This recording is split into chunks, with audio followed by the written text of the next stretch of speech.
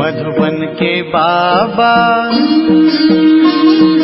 मधुबन के बाबा मुरली वाले, आपका क्या कहना,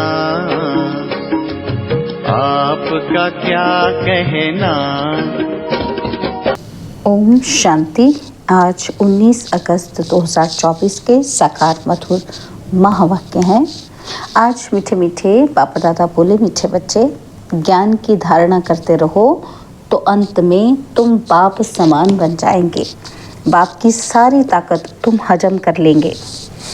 बाबा ने कहा, मीठे बच्चे ज्ञान की धारणा करते रहो तो अंत में तुम बाप समान बन जाएंगे। बाप की सारी ताकत तुम हजम कर लेंगे। बाबा ने आज प्रश्न पूछा कि किन 2 शब्दों की स्मृति से सुदर्शन चक्रधारी बन सकते हो। तो उत्तर में बाबा ने कहा, उत्थान और पतन, सतो प्रधान और तमो प्रधान, शिवालय और वैश्यालय, यह 2 बातें स्मृति में रहे तो तुम सुदर्शन चक्रधारी बन जाएंगे। तुम बच्चे अभी ज्ञान को यथार्थ रीति जानते हो। भक्ति में ज्ञान नहीं है, सिर्फ दिल खुश करने की बातें करते रहते हैं। भक्ति मार्ग है ही दिल खुश करने का मार्ग। ओम शांति। मीठे मीठे रूहानी बच्चों प्रति बाप बैठ समझाते हैं। अब तुम बच्चों के लिए बाप कहते हैं कि तुम कितने ऊंच थे। उत्थान और पतन का यह खेल है। तुम्हारी बुद्धि में अब है कि हम कितने उत्तम और पवित्र थे और अब कितने नीच बने हैं। देवी देवताओं के आगे तुम ही जाकर कहते हो आप ऊंच हो और हम नीच हैं। पहले पहले ये पता ही नहीं था कि हम ही ऊंच ते ऊंच और नीच बनते हैं। अभी बाप तुमको बताते हैं, मीठे मीठे बच्चे, तुम कितने ऊंच पवित्र थे और फिर कितने अपवित्र बने हो। पवित्र को ऊंच कहा जाता है, उसको कहा जाता है वाइसलेस वर्ल्ड, और वहाँ तुम्हारा राज्य था जो फिर अब स्थापन कर रहे हैं। बाप सिर्फ इशारा देते हैं कि तुम बहुत उत्तम शिवालय सत्यु के निवासी थे और फिर जन्म लेते लेते आधे में तुम विकार में गिरे तो पतित विशिष्ट बने। आधा कल्प विशिष्ट रहे, अब फिर तुमको वाइसलेस सतो प्रधान बनना है। 2 अक्षर याद करना है। अभी यह है तमो प्रधान दुनिया, सतो प्रधान दुनिया की निशानी यह लक्ष्मी नारायण है। 5000 वर्ष की बात है। सतो प्रधान भारत में राज्य था। भारत बहुत उत्तम था और अभी कनिष्ठ है। वाइसलेस से विशेष बनने में तुमको 84 जन्म लगे। भल वहाँ भी थोड़ी थोड़ी कला कमती होती जाती है, परंतु कहेंगे तो संपूर्ण निर्विकारी ना। एकदम संपूर्ण निर्विकारी श्री कृष्ण को कहेंगे। वह गोरा था, अब सांवरा बन गया है।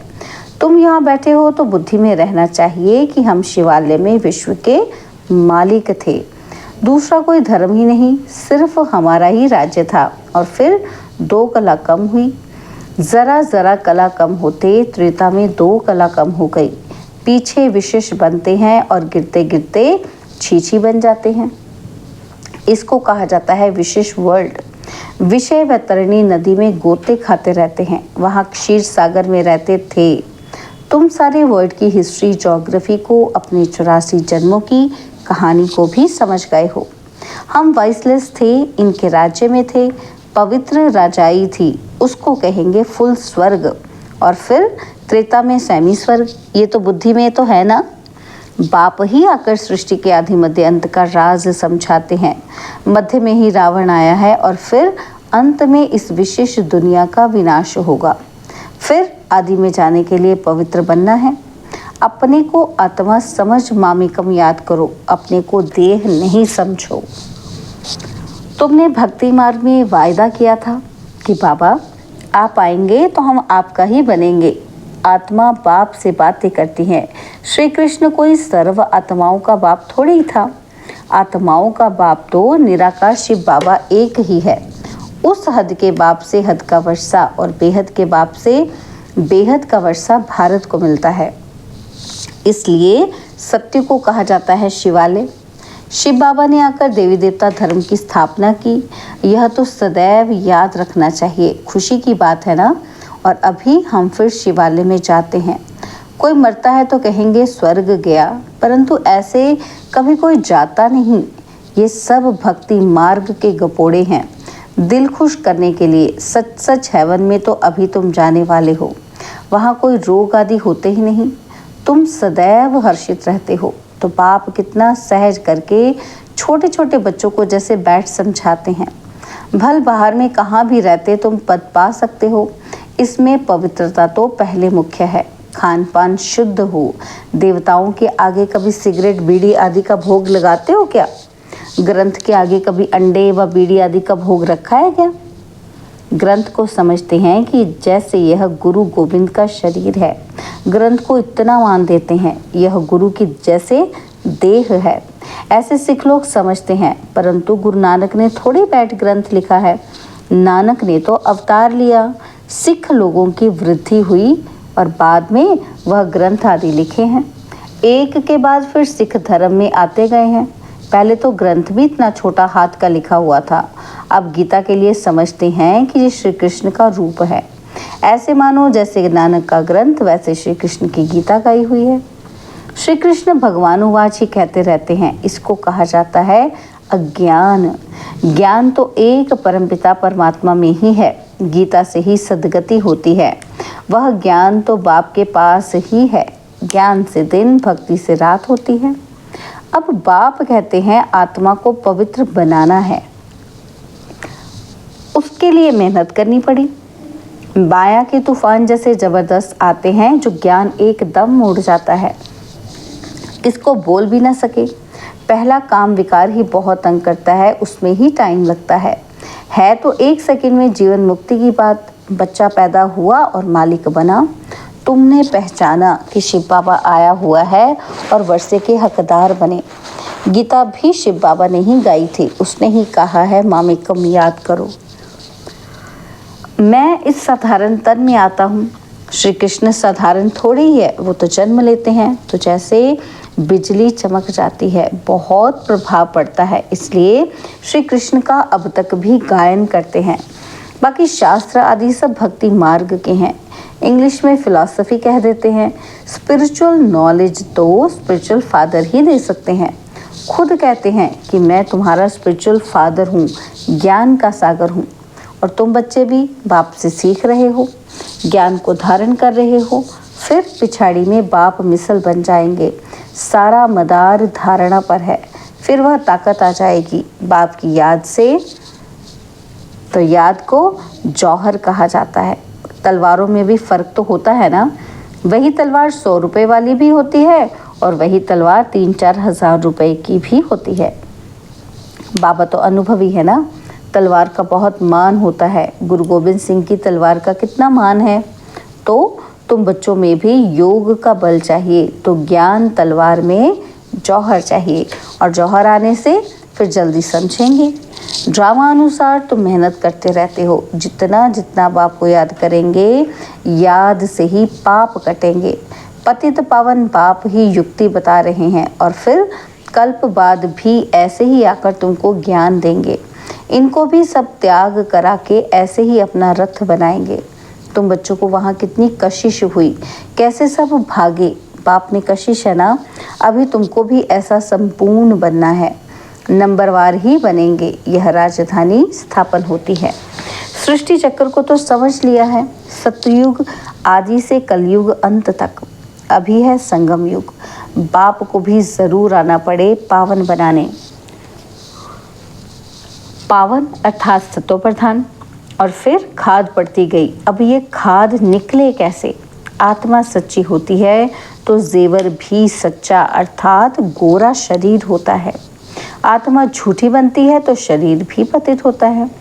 ज्ञान के पहले तो ये भी नमन वंदन करते थे। लक्ष्मी नारायण का बड़ा चित्र ऑयल पेंट का गद्दी पर लगा रहता था। उनको ही बहुत प्यार से याद करते थे और कोई की याद नहीं। बाहर और तरफ ख्याल जाता था तो अपने को चमाट मारते थे। मन भागता क्यों है? दर्शन क्यों नहीं मिलता है? भक्ति में था ना। फिर जब विष्णु का दर्शन हुआ तो भी कोई नारायण थोड़ी हो गया।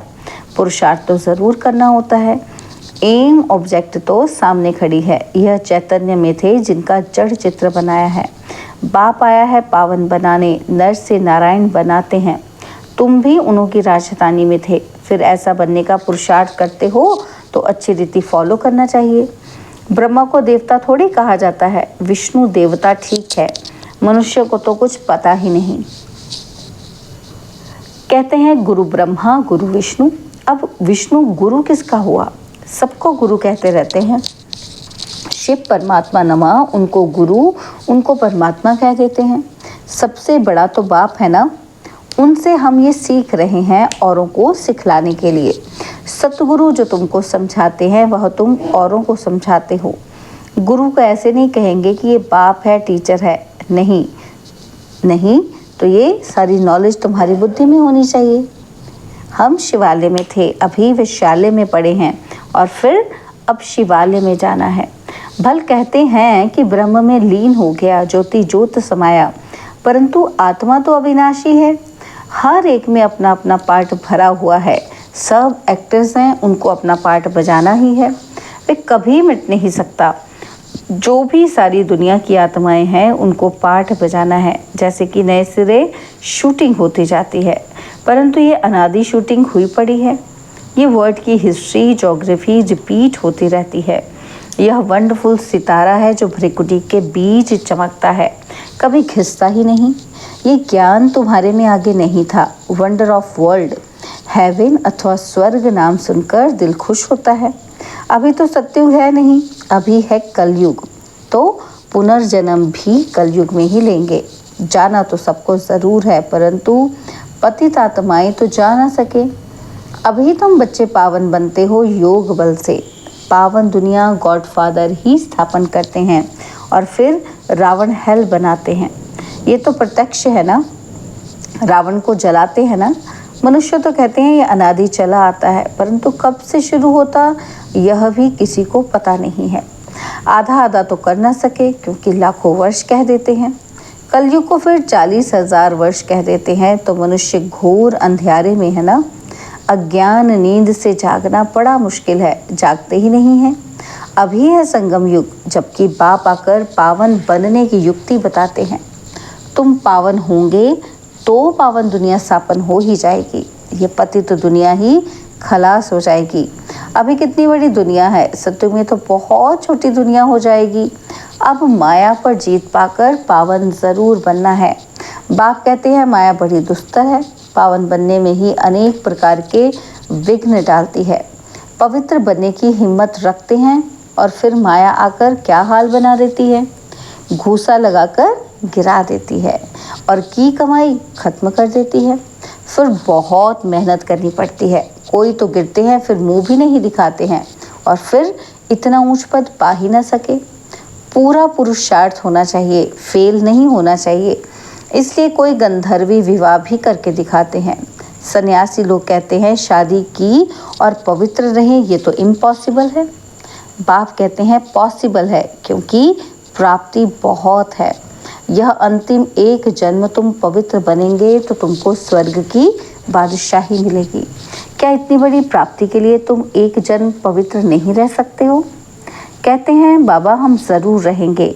सिख लोग भी पवित्रता का कंगन डालते हैं। यहाँ कोई धागा आदि बांधने की दरकार नहीं, ये तो बुद्धि की बात है। बाप कहते हैं मामेकम याद करो। बच्चियाँ बहुतों को सुनाती हैं, परंतु बड़े आदमियों की बुद्धि में बैठता थोड़ी है। बाप कहते हैं पहले उनको अच्छी रीति से समझाओ। ये सब प्रजापिता ब्रह्मा की औलाद हैं। शिव बाबा से वर्षा मिल रहा है, पतित से पावन बनना है। अब बाप कहते हैं मामेकम याद करो। ऐसा तो कोई कह ही न सके। पहले तो उनकी बुद्धि में बिठाना है भारत वाइसलेस था और अभी विशेष है, फिर वाइसलेस कैसे बनेगा? भगवान वाच मामेकम याद करो।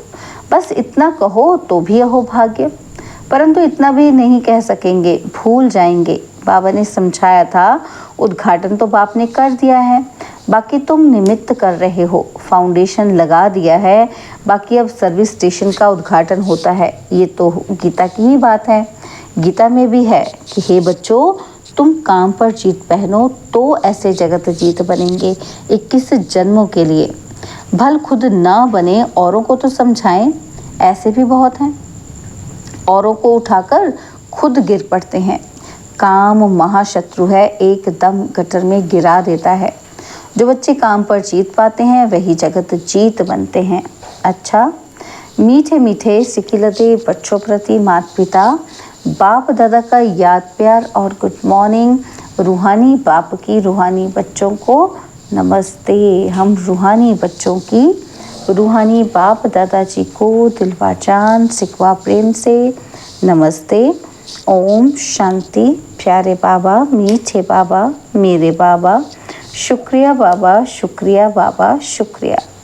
धारणा के लिए मुख्य सार है। पहला पॉइंट है, इस अंतिम जन्म में सर्व प्राप्तियों को सामने रख पावन बनकर दिखाना है। माया के विघ्नों से हार नहीं खानी है। और सेकंड पॉइंट है, एम ऑब्जेक्ट को सामने रख पूरा पुरुषार्थ करना है। जैसे ब्रह्मा बाप पुरुषार्थ कर नर से नारायण बनते हैं, ऐसे फॉलो कर गद्दी नशीन बनना है। आत्मा को सतो प्रधान बनाने की मेहनत करनी है।